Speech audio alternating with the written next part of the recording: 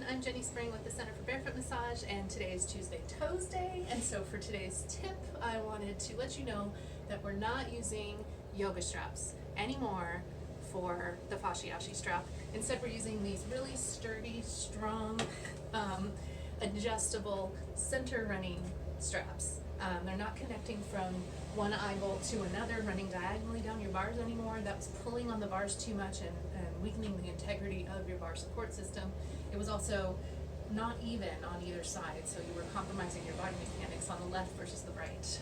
So this new system we've been using for about a year and a half, at least. I know we didn't start Center for Barefoot Massage with this, we were using yoga straps at the beginning, but we've evolved. We've found something even better and smarter and stronger for you.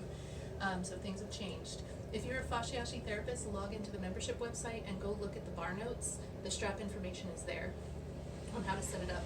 If you haven't taken one of our classes, then do it. Look up barefootmassagecenter.com and start with fasciashi fundamentals if you're new to barefoot massage, or if you already have barefoot massage beginner training, then look into either range of motion or intermediate. And then we'll teach you how to use the strap.